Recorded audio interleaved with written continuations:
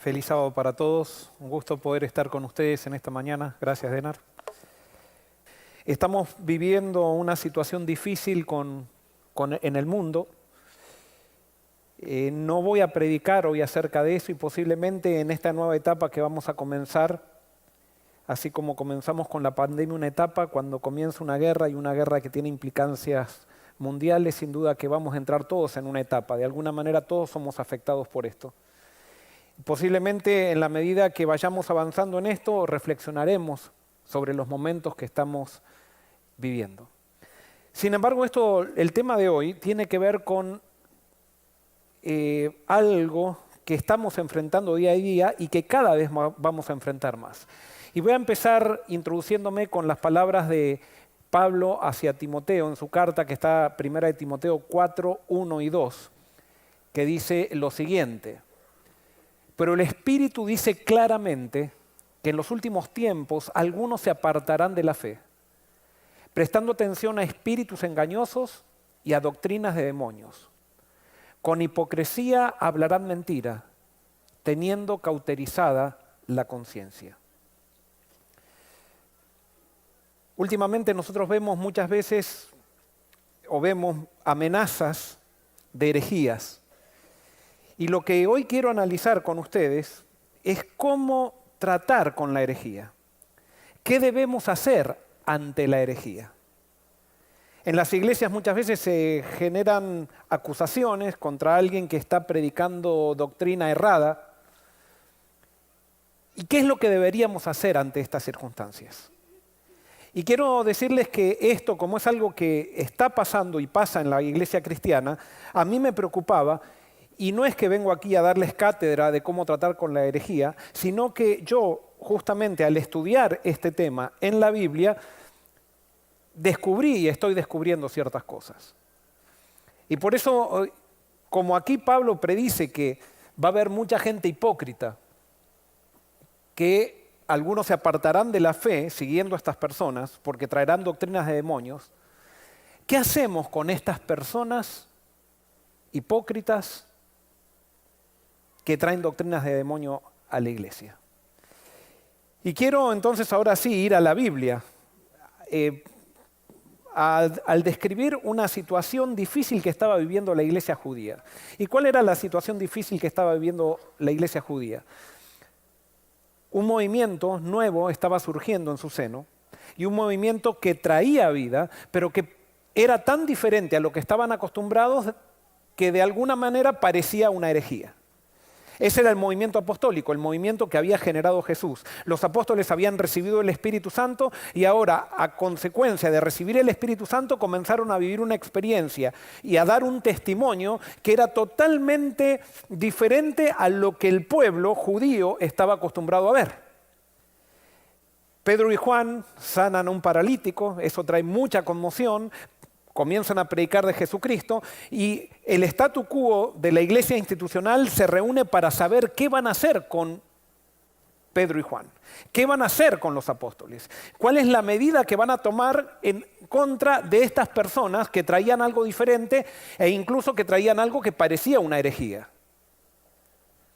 Y entonces en ese contexto encontramos reunido al Sanedrín, y esto está registrado en Hechos 5, 33 al 40. Dice así: ellos, oyendo esto, o sea, oyendo lo que Pedro y Juan predicaban y lo que hacían, se enfurecían y querían matarlos. Entonces, levantándose en el concilio un fariseo llamado Gamaliel, doctor de la ley, venerado de todo el pueblo, mandó que sacasen fuera por un momento a los apóstoles. Y luego dijo: varones israelitas, mirad por vosotros lo que vais a hacer respecto a estos hombres. Porque antes de estos días se levantó Teudas, diciendo que era alguien. A este se unió un número como de 400 hombres, pero él fue muerto. Y todos los que le obedecían fueron dispersados y reducidos a nada. Después de este, se levantó Judas el Galileo, en los días del censo, y llevó en pos de sí a mucho pueblo. Pereció también él, y todos los que le obedecían fueron dispersados. Y ahora os digo: apartaos de estos hombres y dejadlos. Porque si este consejo o esta obra es de los hombres, se desvanecerá. Mas si es de Dios, no la podréis destruir. No seáis tal vez hallados luchando contra Dios. Y convinieron con él. Aquí encontramos un consejo de Gamaliel. Y antes de analizar el consejo de Gamaliel, quiero simplemente introducirlos a la persona de Gamaliel. ¿Quién era Gamaliel? ¿Quién era este fariseo que era respetado por todo el pueblo? Bueno, primero, Gamaliel era nieto de Gilel. ¿Quién era Gilel? Gilel era un fariseo que había comenzado una escuela en el fariseísmo que era seguida por muchos fariseos, pero los fariseos estaban divididos en dos escuelas. Estaba la escuela de Gilel y la escuela de Shammai. La escuela de Gilel era una escuela más flexible. La escuela de Shammai era una escuela legalista, conservadora, estricta, exigente. La escuela de Gilel, del cual Gamaliel era nieto, como les decía, tenía una sabiduría diferente a la escuela de Shammai. Y quiero simplemente compartirles algunas cosas de las que decía Gilel, el abuelo de Gamaliel. Primero, Gilel decía, no hagas con los demás lo que no te gustaría que hagan contigo. ¿Le suena esto conocido? ¿Quién lo dijo esto? Jesús lo dijo, pero Jesús no lo dijo, Jesús lo transformó. ¿Qué dijo Jesús?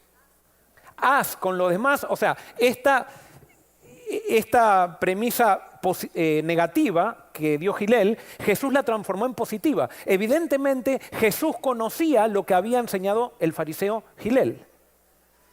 Y Jesús dijo, haz con los demás lo que te gustaría que a ti hagan. O sea, Jesús puso en esto la dinámica del servicio. Gilel dijo, abstente de hacer lo malo, que no está mal esto, abstente de hacerle algo malo a aquel que le quieres hacer algo malo si a ti no te gusta que te lo hagan.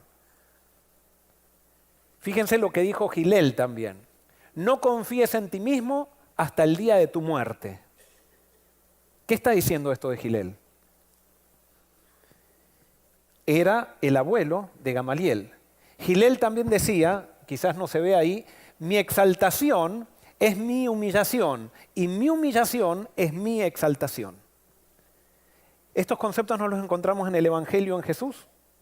Y también estos conceptos los encontramos en Pablo. ¿Por qué? Porque Gamaliel había sido maestro ¿de quién también? De Pablo.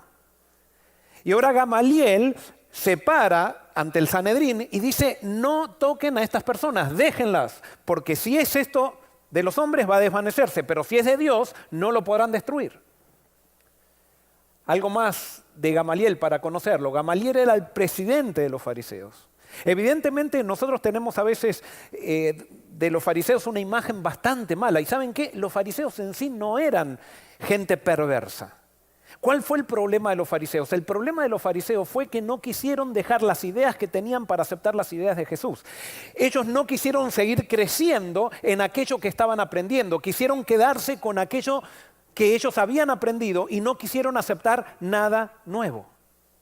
Pero no era que los fariseos eran más malos que nosotros. Nosotros somos todos fariseos. Algunos de la escuela de Shammai, otros de la escuela de Gilel, unos fariseos que queremos seguir aprendiendo y otros fariseos que no quieren aprender nada nuevo. O que no queremos aprender nada nuevo. Ser fariseo en sí no era algo malo. Nuestras posiciones se transforman en posiciones malas o buenas de acuerdo a cómo reaccionamos ante la presencia de Jesús. Y eso tenemos que tener claro. Es Jesús el que nos define. Es Jesús el que define en dónde estamos parados. Gamaliel era el fariseo ideal de acuerdo a la tradición judía. Decían, ¿cuál era el fariseo ideal? Había tenido tanta reputación Gamaliel que decían, él es el fariseo ideal. Y cuando murió Gamaliel, la tradición judía decía, cuando murió Gamaliel, el cuidado por la ley cesó y murieron la pureza y la piedad. Imagínense, esta persona era muy reconocida por todos. Y ahora, esta persona tan reconocida, cuando el Sanedrín estaba en contra de Pedro y Juan porque eran unos pescadores que nadie conocía o que eran seguidores de este criminal que había muerto en una cruz, él dice, por favor, déjenlos, no los toquen. Quiero decirles que para este grupo del Sanedrín, lo que estaban predicando Pedro y Juan era una herejía. Entonces, la pregunta es, ¿era correcto el consejo de Gamaliel? ¿Era correcto, sí o no? ¿Estamos todos de acuerdo que era correcto? A ver, ¿qué dijo Gamaliel? Déjenlos, porque si esto es obra de los hombres, se desvanecerá. ¿Era verdad lo que decía Gamaliel? Sí. Y segundo, no seáis tal vez hallados luchando contra Dios. ¿Correcto este consejo? Ahora, ¿nosotros decimos que este consejo es correcto porque nosotros somos amigos de Pedro y Juan? Porque si Gamaliel hubiera dicho esto cuando estaban persiguiendo a Barrabás,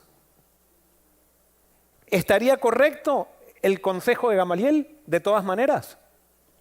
Sáquenlos a Pedro y Juan. O sea, si Barrabás hubiera sido la persona que hubiera estado metida en el templo, ¿estaría bien que Gamaliel diga, vamos a volver para atrás, déjenlo, porque si esto es obra de los hombres se desvanecerá? ¿Está bien o está mal? ¿Por qué les digo esto? Porque a veces nosotros queremos aplicar las cosas buenas para nuestros amigos, pero después cuando no son nuestros amigos, entonces aplicamos cualquier otra cosa. Si este consejo era bueno para Pedro y Juan, este consejo era bueno también para Barrabás. Si este consejo era bueno para ver qué era lo que estaban predicando Pedro y Juan, que nosotros sabíamos que eran apóstoles, pero ellos pensaban que eran herejes, este consejo también es bueno para aquellos que nosotros pensamos que están predicando herejía. ¿Estamos de acuerdo o no estamos de acuerdo? ¿Por qué? Porque muchas veces nosotros pensamos que porque alguien predica algo diferente a nosotros, o que alguien predica algo que yo creo que es herejía, tengo el derecho de hacerle guerra. Tengo el derecho de perseguirlo. No, este consejo sirve para todos. No es para mis amigos nomás. Y ¿saben qué? Esto no está muy claro en la iglesia cristiana, no está muy claro en la iglesia adventista. Porque continuamente encontramos cazadores de herejes que quieren matar al hereje. Quieren eliminarlo porque van a descarriar al pueblo. Pero Gamaliel sabía que Teudas había descarriado al pueblo, también sabía que el otro había descarriado al pueblo, que ahora no me acuerdo el nombre. Judas, ¿no? Judas, gracias, ustedes se acuerdan mejor. Que también había descarriado al pueblo. Sin embargo, bueno, el pueblo tiene que aprender a pensar. El pueblo tiene que aprender a pensar. El gran problema con el pueblo es cuando el pueblo está acostumbrado a que los dirigentes le digan qué es lo que tiene que pensar, y entonces viene cualquiera y que predica lindo, habla bien y todo eso, y se van porque es carismático. No, no es cuestión de seguir personas carismáticas, es cuestión de seguir la verdad. Hitler era carismático y muchos lo siguieron porque no pensaban. Acá la salvación no está en un buen predicador, la salvación no está en una persona que parezca un estudioso de la Biblia, la salvación está en aprender a pensar por nosotros mismos.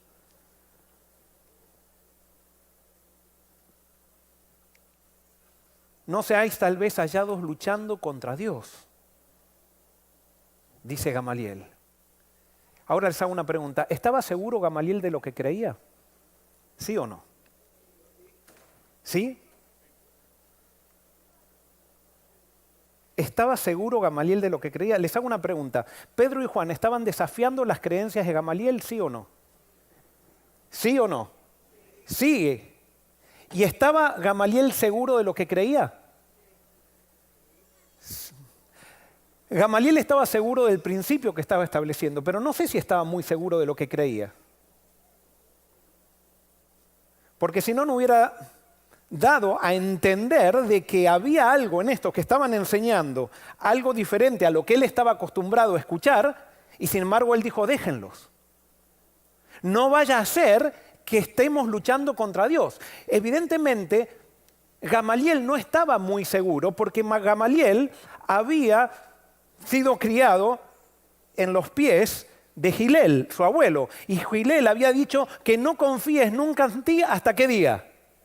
Hasta el día de tu muerte. Y ahí hay un problema. El problema es cuando nosotros confiamos demasiado en nosotros.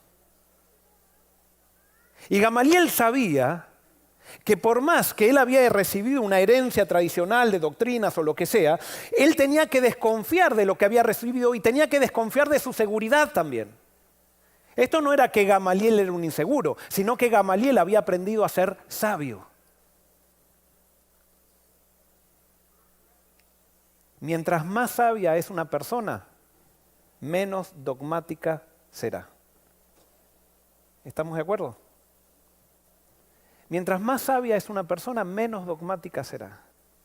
Si ustedes quieren ver una persona inmadura, una persona que tiende a la ignorancia, es una persona dogmática. Es una persona que dice, esto es así y nadie me va a sacar porque así yo lo he comprobado y así es. En cambio, mientras más sabia es una persona, menos dogmática es con respecto a las cosas.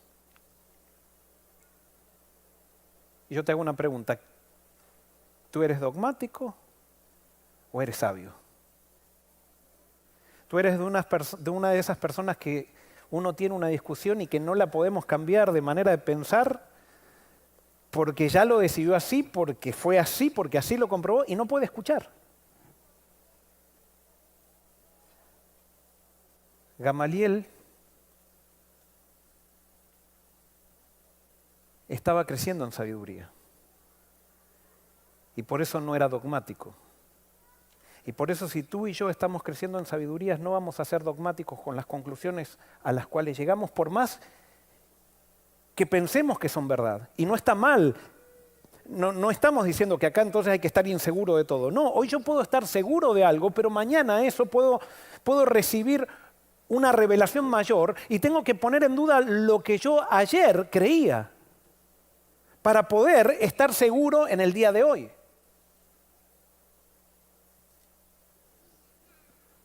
Vamos a analizar el pensamiento de Gamaliel. De acuerdo a lo que él decía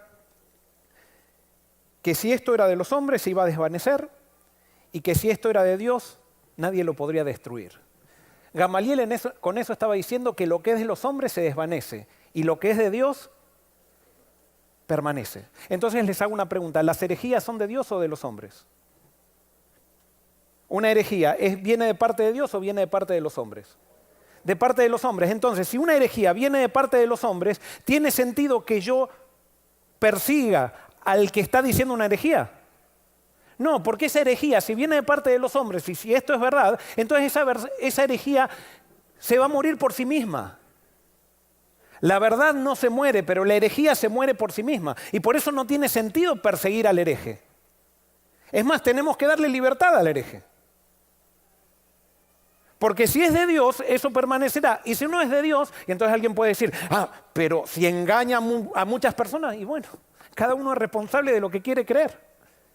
Cada uno toma su riesgo. Pero no podemos aglutinarnos en sistemas que nos digan a nosotros lo que tenemos que pensar o cómo tenemos que pensar, porque haríamos un daño, porque tarde o temprano nos estamos preparando para aceptar la herejía que parece verdad. Porque la herejía que parece verdad siempre ha sido el resultado del pensamiento de las mayorías. Generalmente las mayorías están equivocadas. Hay una frase que dice, que lo dice en otros términos, pero yo porque estoy acá predicando lo voy a decir en unos términos más. Dice, coma basura. 1.000.000 de moscas no pueden estar equivocadas. Lo dice en otros términos, ¿no? La frase. Y nosotros muchas veces tenemos esos criterios para determinar lo que es verdad o lo que es mentira. No, la mayoría no determina lo que es la verdad. Y por eso yo siempre lo digo, a pesar de que en la iglesia, muchas veces en las juntas tenemos que usar votos para ver cuál es la mayoría de una cosa, cuando una iglesia está sana, no se necesitan tanto los votos de mayorías y minorías, sino que se deciden las cosas por consenso, porque hay un razonamiento basado en principios que nos dice esto es lo correcto y nos ponemos de acuerdo. Pero no estamos diciendo a ver quién gana por el sí, quién gana por el no. Lo tenemos que hacer porque somos pecadores, porque todavía somos inmaduros lastimosamente, pero cuando una iglesia está sana, decide las cosas por consenso, porque no hay desconfianzas.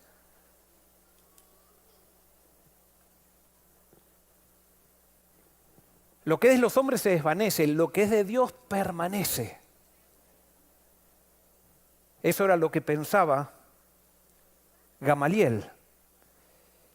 Y por lo tanto Gamaliel sabía entonces, de alguna manera, quién era el que cuidaba la iglesia. ¿Quién cuida la verdad? Dios. ¿Quién nos lleva a toda verdad? Jesús dijo en Juan capítulo 16 que el Espíritu nos llevará a toda verdad. Cuando nosotros creemos en el Espíritu, no necesitamos perseguir al hereje. Ni estar cuidando a ver si piensan, si no piensan. No, vamos a llevar a las personas al Espíritu, vamos a llevar a las personas a Cristo y el Espíritu se va a encargar de que todos estemos en lo correcto. El pensamiento de Gamaliel, perdonen el color que utilicé, no es el mejor color, evidentemente, ya lo sé para la próxima. Dice así, el pensamiento de Gamaliel también encierra el siguiente mensaje: no tiene sentido usar la fuerza o la persecución en contra del mal. Cuando nosotros perseguimos a los que están en el mal, lo que hacemos es hacer que el mal se prolongue. ¿Por qué? Porque el mal en sí mismo se desvanece. El mal en sí mismo no tiene vida. Pero cuando nosotros nos dedicamos a perseguir al mal, le estamos dando más vida.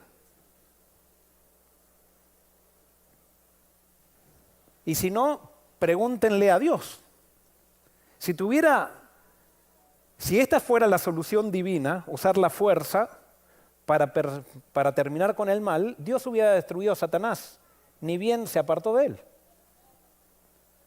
¿Pero por qué no lo destruyó? Porque Dios sabe que el mal se va a desvanecer por sí mismo. Y tiene que dejar ese proceso para que el mal nunca más surja. Pero si Dios hubiera destruido el mal, ni bien surgió, hubieran quedado tantas dudas que el mal siempre hubiera seguido. Porque cuando nosotros perseguimos o tratamos de destruir al mal, le damos más vida. Y yo creo que estos conceptos son un poco nuevos para mí, porque estos son el resultado de mi estudio de esta semana para compartirlo con ustedes. Pero no es algo nuevo porque está comprobado con la gran controversia, con el mensaje de la Biblia, con lo que hizo Jesús. No es que estoy descubriendo acá el agua tibia. Y el pensamiento de Gamaliel encerraba la siguiente idea también. La verdad puede parecer mentira y la mentira puede parecer verdad. ¿Estamos en lo correcto? O sea, ¿está correcto esto? ¿Por qué la verdad puede parecer mentira? Porque la verdad, cuando hay un grupo estancado y viene la verdad, estancado en tradiciones, y viene la verdad parece tan diferente que a las personas les parecen que la verdad es mentira. Y prefieren quedarse con las tradiciones que han vivido por tantos años que les parecen verdad pero que son mentiras. Y por eso esto es tan sutil. Y por eso no estoy predicando un tema superficial acá. Estamos en tiempos peligrosos. Porque la verdad va a parecer mentira y la mentira va a parecer verdad. Y muchas personas aferradas a la mentira van a pensar que están luchando por la verdad cuando realmente están preparando su propia destrucción.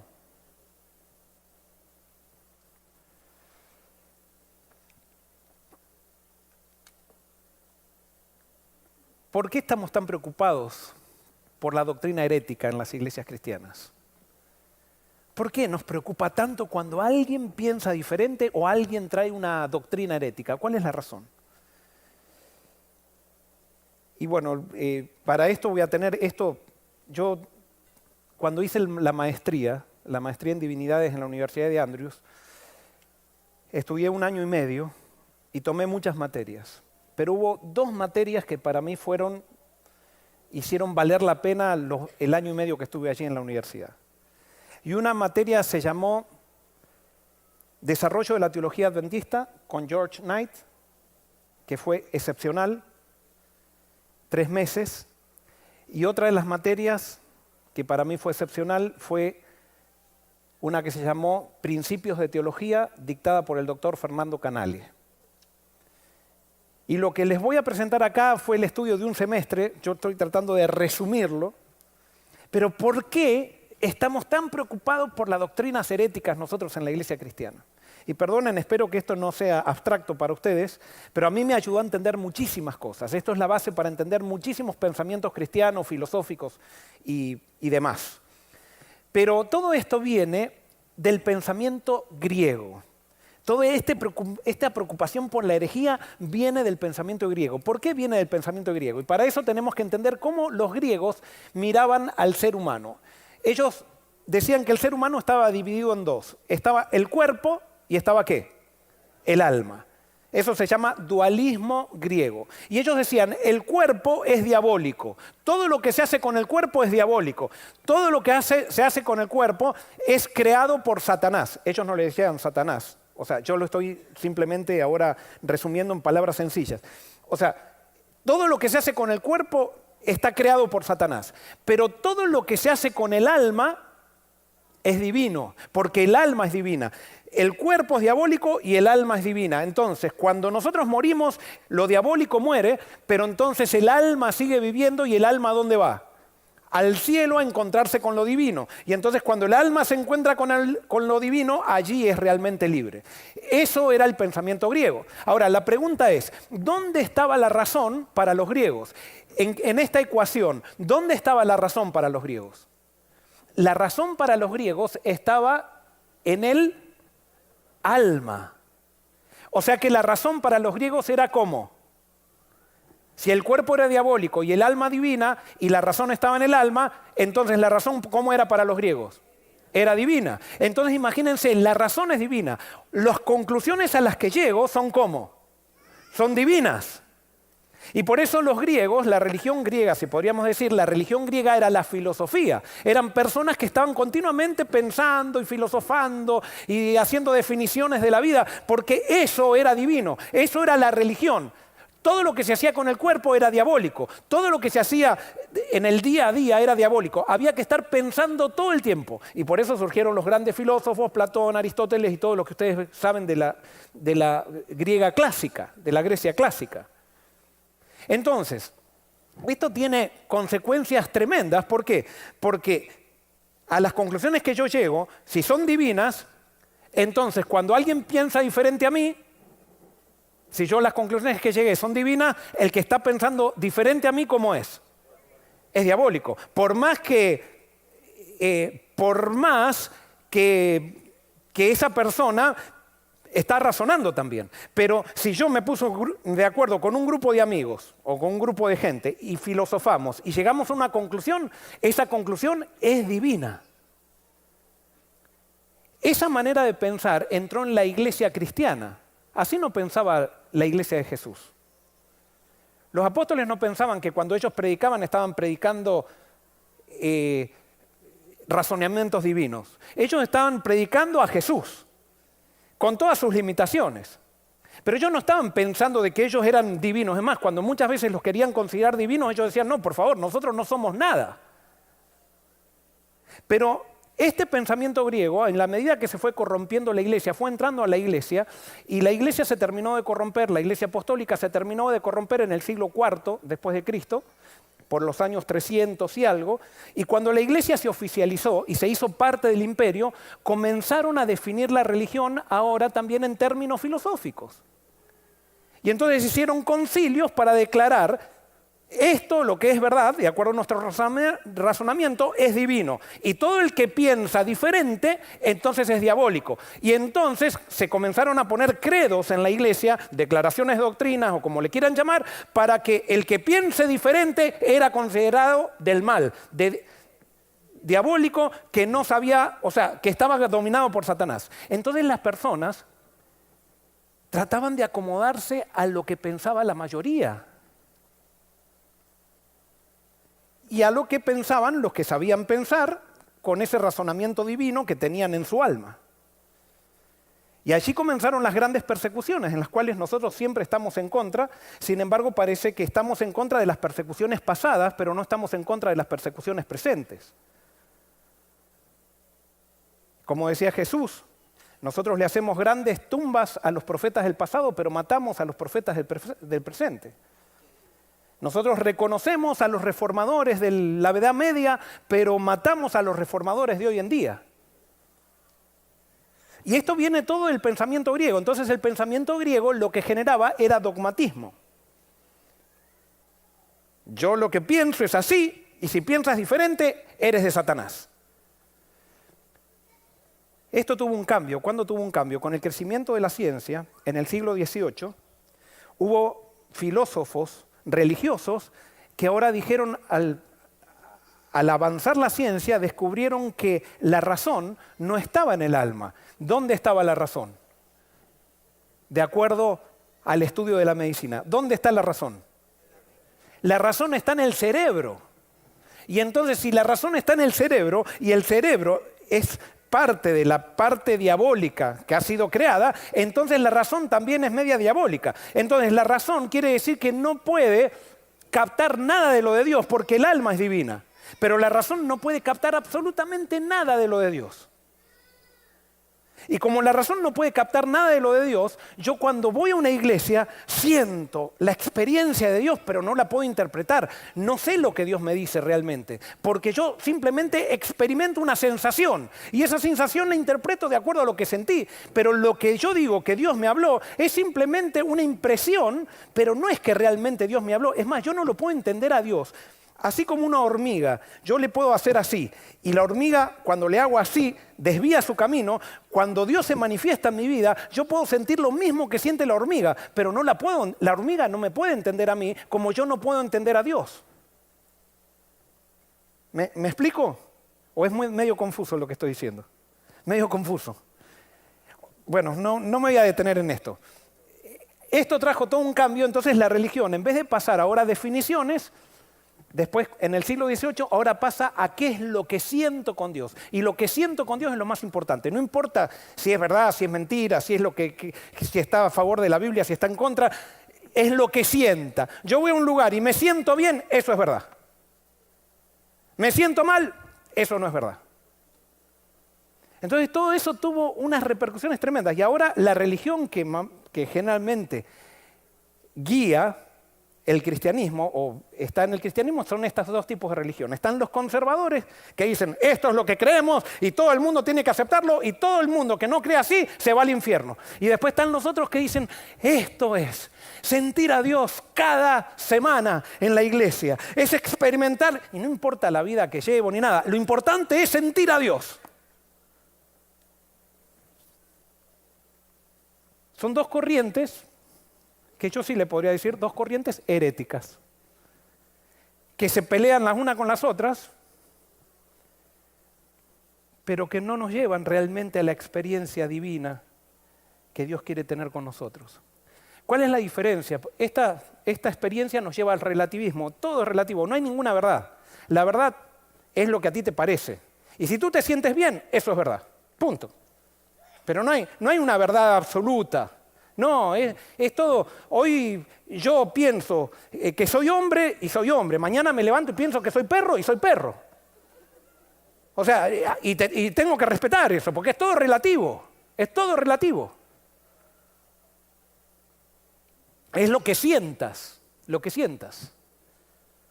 Son los dos tipos de religión que hay ahora. Pero ¿cómo se escribió la Biblia? La Biblia se escribió con el pensamiento hebreo, que fue el pensamiento que transmitió Jesús. Y no es que el pensamiento hebreo sea puro, sino que lo que quiere decir es que como Dios influenció el pensamiento hebreo, tiene más pureza que el pensamiento griego. ¿Cómo veía el pensamiento hebreo al ser humano? En la Biblia nosotros no tenemos un alma, sino que la Biblia dice que nosotros somos un alma. Y la razón forma parte de nosotros. Y entonces somos un alma, de acuerdo a la Biblia, y nuestra razón está limitada, ¿por qué? Por el pecado. Si bien nosotros estamos limitados por el pecado, pero eso no impide que nosotros podamos entender a Dios. Pero no lo entendemos perfectamente, lo entendemos con nuestras limitaciones. Y es más, en la medida que Dios se va revelando, yo voy entendiendo cada vez más de Dios, pero no quiere decir que lo que hoy entiendo de Dios sea perfecto, porque mañana Dios se puede revelar más y mi capacidad al estar en relación con Dios ha crecido, y entonces yo tengo que desechar un poco algunas cosas que yo pensaba ayer por causa de la revelación que Dios me dio hoy. ¿Se entiende? Espero no estar aburriéndolos con este sermón, que es muy racional. Pero esto es la base para no ser engañados, a mi criterio. Cuando nosotros entendemos la Biblia con el pensamiento hebreo o la religión, entonces no hay lugar para el dogmatismo. Yo puedo estar seguro hoy de una cosa y puedo defenderla, pero no puedo decir lo que yo pienso es así y no hay más verdad. No, tengo que estar dispuesto a escuchar. Tengo que estar dispuesto a ser enseñado, porque yo tengo pecado en mí y el pecado me limita para entender bien. En la religión del pensamiento hebreo, el conocimiento es creciente. No es que hoy yo recibí la verdad absoluta. Yo no puedo decir, nosotros tenemos toda la verdad. ¿Han escuchado esas frases? A ver, ¿por qué sos de la iglesia que sos? Porque tenemos la verdad. Y cuando dicen, ¿cuál es la verdad? ¿Qué son? 28 doctrinas filosóficas decididas por un grupo de teólogos. Que no están mal, no estoy diciendo que esas doctrinas están mal, pero eso es lo que hace cuando nosotros tenemos una creencia en credos. Y entonces a todos los que no creen así, no son hermanos. Están equivocados, se van para otro lado. Y entonces ponemos una barrera. Cuando nosotros analizamos o tenemos la religión con el pensamiento hebreo, en esta religión se necesita diálogo humilde y en oración.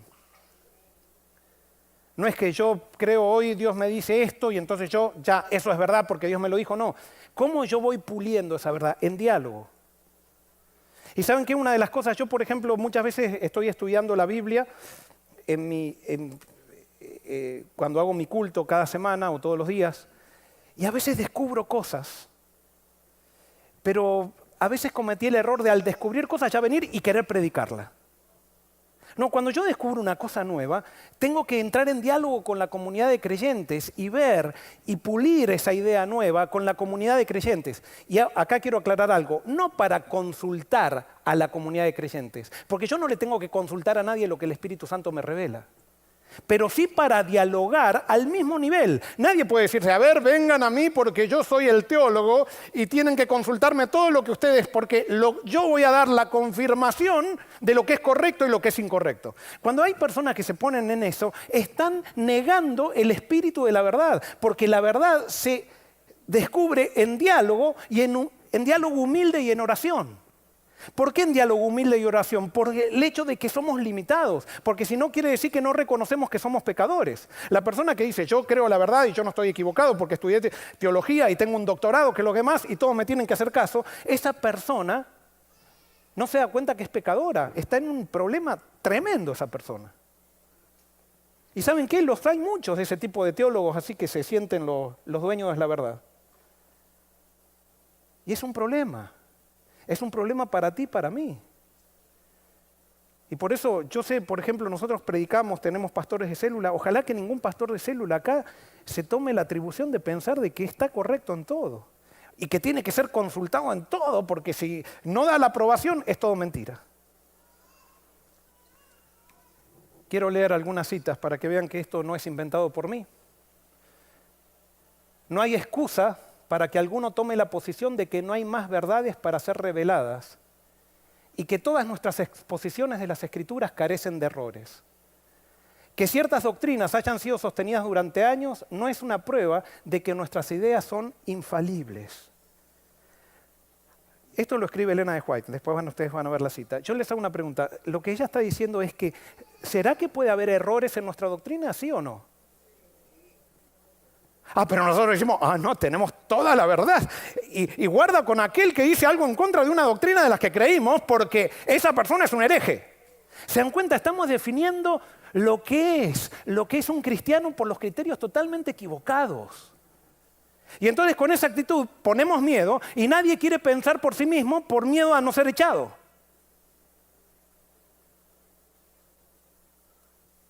Sigue diciendo esta cita. Vivimos tiempos peligrosos y no es apropiado que aceptemos todo lo que se pretende que sea verdad sin examinarlo minuciosamente.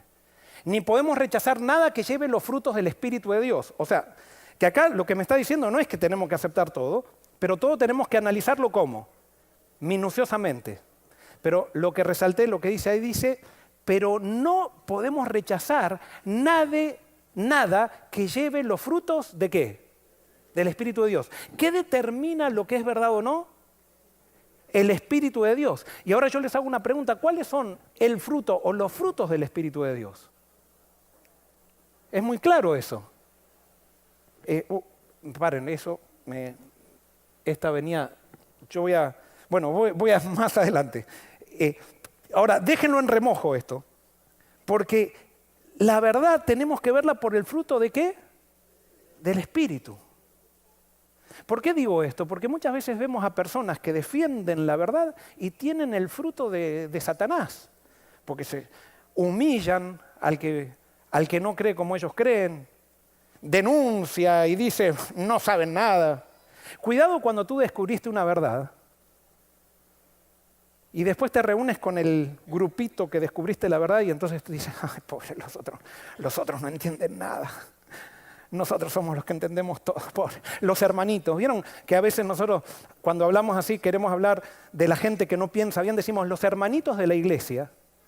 No hay hermanitos de iglesia, somos todos hermanos. Y todos Dios nos dio capacidad de pensar.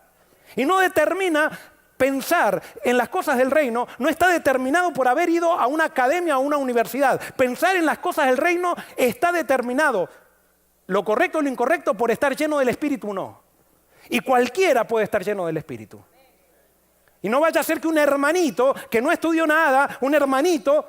¿Y saben por qué los hermanitos piensan como hermanitos? Porque tienen líderes que no los enseñaron a pensar. Pero un hermanito pescador puede transformarse en un apóstol que revoluciona el mundo, sin haber ido a ninguna universidad. 3 años y medio, sí, estuvieron caminando con Jesús. Y no fue que Jesús les dio doctrina, Jesús les mostró vida. Que eso es lo que necesitamos. Nosotros no necesitamos revelación de doctrina, necesitamos revelación de una vida. Y me estoy adelantando al final. Fíjense lo que dice también Elena de White, un espíritu de farisaísmo se está apoderando del pueblo que pretende creer en la verdad para estos últimos días. Se sienten satisfechos, han dicho, tenemos toda la verdad, no hay más luz para el pueblo de Dios, pero si no aceptamos nada más de lo que ya hemos aceptado como la verdad, no estaremos seguros. Leo otra. Tenemos muchas lecciones que aprender, muchas que desaprender. Solo Dios es ¿qué? ¿Quién? Dios. O sea que cuando yo me hago el infalible, me estoy poniendo en el lugar de ¿quién? De Dios. Y acá no estamos hablando del anticristo, porque habemos muchos anticristos en la iglesia también que cuando defendemos algo empezamos a perseguir a aquel que no piensa como nosotros pensamos. Los que piensan que nunca tendrán que abandonar una posición favorita, ni tener ocasión de cambiar una opinión, se verán chasqueados. Mientras nos aferremos a nuestras propias ideas y opiniones con decidida persistencia, no podremos tener la unidad por la cual Cristo oró. ¿Se dan cuenta por qué no es bueno poner credos en la iglesia o declaraciones de doctrina? Porque una vez que nosotros declaramos algo como una doctrina, entonces pensamos que ya eso está bien, porque ya lo analizaron y pasó el tiempo, y entonces no lo analizamos más. Y entonces empezamos a defender eso con decidida persistencia. Y eso lo que hace es quebrar la unidad. Porque la unidad de Dios, que no es uniformismo, se basa en la diversidad. Y es necesario que lleguemos a conclusiones diferentes. Y no quiere decir que porque lleguemos a conclusiones diferentes están correctas todas las conclusiones, pero en la medida que dialogamos y ponemos las cosas sobre la mesa, vamos creciendo en esa verdad. Entonces ahora sí, ¿cómo reconocemos la herejía? Preguntémosle a Jesús. Jesús, hablando de los falsos profetas, dijo, guardaos de los falsos profetas, que vienen a vosotros con vestidos de ovejas, pero por dentro son lobos rapaces. Por sus frutos los conoceréis. ¿Acaso se recogen uvas de los espinos o higos de los abrojos? Así todo buen árbol da buen frutos, pero el árbol malo da frutos malos. No puede el buen árbol dar malos frutos, ni el árbol malo dar frutos buenos. Todo árbol que no da buen fruto es cortado y echado en el fuego. Así que por sus frutos los conoceréis. ¿Y qué son los frutos? ¿Los frutos de quién? Del Espíritu. ¿Cuál es el fruto? Entonces, cuando tú estás viendo a alguien que está predicando, no tienes que analizar tanto lo que dice, sino que tienes que analizar más lo que vive. Y si la persona muestra amor, gozo, paz, paciencia, bondad, fe, mansedumbre, templanza, esa persona quizás tenga la verdad. Quizás tenga, pero eso no quiere decir que va a ser infalible. Puede estar incluso algo equivocado y que esté algo equivocado no lo hace hijo de Satanás. Pero hay algo que sí no podemos dejar pasar por algo. Si hay alguien que está predicando la verdad y está humillando a otro, está persiguiendo a otro, esa persona, por más que parezca que lo que está predicando es la verdad, por sus frutos lo conoceréis, dijo Jesús. Y el fruto no es un fruto doctrinal, es un fruto de vida. Es reflejar a Jesús. Y Jesús dijo que debemos amar ¿a quiénes? A nuestros enemigos. Si yo no puedo amar a alguien que piensa diferente a mí, imagínense lo que haría con alguien que me hace un daño. Quiere decir que Jesús no está en mí. Esta es la prueba. Y entonces ahora la pregunta es, ¿qué hacemos con los que nos persiguen? ¿Qué hacemos? ¿Qué dice Gamaliel? Déjenlos. ¿Sabes por qué? Porque el que te persigue, cuando te persigue está reconociendo que va detrás tuyo. Entonces, si el que te persigue va detrás tuyo y tú paras para ponerte a discutir con el que te persigue te alcanzó. Toda persona que te persigue tácitamente está reconociendo que tú vas delante de él. Y eso es lo que le molesta. Y entonces lo que quiere es encontrar una oportunidad que tú pares y que te pongas a discutir con él para alcanzarte. No, y perdonen lo que voy a decir, no seas tonto. No discutas con el que te persigue, porque vas a ser tan tonto como él. Y no eres que tú vas adelante porque eres más inteligente. Tú vas adelante porque Dios siempre va adelante. Y si tienes algo con Dios, siempre vas a estar adelante. Por eso no te pares. ¿Sabes qué? Cuando un sistema religioso está muy preocupado con la herejía, quiere decir que ese sistema hace mucho ha dejado de predicar la verdad. ¿Escucharon? Cuando un sistema religioso está preocupado con la herejía y que están hablando que este predicador y que el otro predicador y cuidado con la herejía, es que hace mucho han dejado de predicar la verdad. A la herejía se lo combate predicando la verdad. No es luchando contra la herejía. Y por eso Gamaliel dijo, déjenlos. Dejémoslo a los que nos persiguen, que nos empujan para ir más adelante todavía. Satanás no sabe, o sea, sí sabe, pero es tan impaciente, porque él no tiene el fruto del Espíritu, que sabe que la persecución no le conviene. Pero persigue porque tiene tanta rabia y tanta envidia que entonces tiene que perseguir. Y eso pasa con aquel que no está dirigido con el Espíritu de Dios. Quiere perseguir, ¿por qué? Porque no tiene nada para hablar, entonces tiene que buscar un hereje para decir algo. Porque como Dios no le dice nada, tiene que ver qué es lo que le dice Dios a otro y declarar herejía para poder llamar la atención de la gente que quisiera tener esa atención, pero no la tiene porque no tiene nada para llamar la atención. Y quiero decirte que el que predica la verdad no está llamando la atención sobre sí mismo, son los herejes que llaman la atención sobre sí mismos. El que tiene la verdad está levantando a Cristo. Y es Cristo que cuando fuere levantado a todos atraeré a mí mismo. Pregunto, ¿se convirtió Gamaliel? ¿Sí o no? ¿Saben qué? La tradición judía dice que Gamaliel se convirtió. ¿Y quién lo bautizó a Gamaliel? Según la tradición, no la tradición judía, la tradición cristiana, perdón. ¿Quién lo bautizó a Gamaliel? Lo bautizó, de acuerdo a la tradición cristiana, lo bautizó Pedro y Juan. Junto, en el mismo día, en el mismo bautisterio, o no sé si bautisterio, en el mismo río, no sé quién. ¿Saben quién se bautizó de acuerdo a esta tradición? Se bautizó Nicodemo. Alguien puede decir, pero eso, Joel, eso es tradición, ¿cómo sabemos que es verdad? Yo no sé si Pedro y Juan lo bautizaron a Gamaliel, pero que sé que Gamaliel se convirtió, sí lo sé. ¿Por qué lo sé? Porque en la Biblia es claro, no tengo tiempo para demostrarlo, en la Biblia es claro que toda persona que sigue a Dios defiende a los soldados de Dios. ¿Se acuerdan de Rahab? Escondió a los 2 espías israelitas. ¿Y qué pasó con Rahab? Estaba Dios actuando en ella. La persona que no tiene a Dios en el corazón trata de atacar a aquellos que están predicando la verdad. Y vuelvo a repetir algo. Cuando alguien predica, lo importante no es si está equivocado o no está equivocado, aunque es ciertamente algo importante, pero eso en el diálogo se corrige.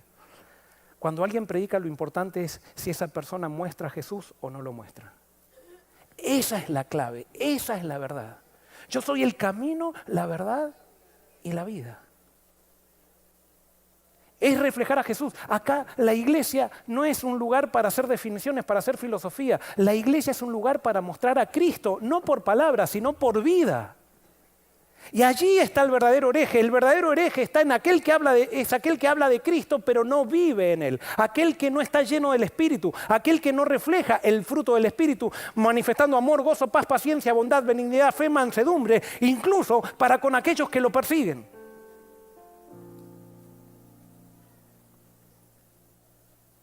Siempre volvemos a la misma conclusión cada sábado. El centro de todo, ¿quién es? Jesús. No es una doctrina, es una persona. No es una definición, es el Hijo de Dios hecho carne. Es el Hijo de Dios que nos vino a mostrar quién es el Padre. Él es el único que no está equivocado. Todos nosotros, a pesar de estar en Jesús, nos vamos a seguir equivocando. Vamos a seguir teniendo errores. Pero esos errores no hacen que seamos herejes. Somos herejes cuando no queremos corregir los errores y cuando queremos persistir con orgullo en ellos, porque no queremos admitir de que somos pecadores y que tenemos una mente falible. Que Dios nos bendiga y que a la iglesia de Forest City, a todos los que están escuchando, Dios nos dé la mente de Cristo. Esa mente que se va a manifestar en nosotros limitadamente, pero que nos va a hacer personas que reflejen ese fruto que el Espíritu da, que es la verdadera señal de la verdad. Que Dios te bendiga.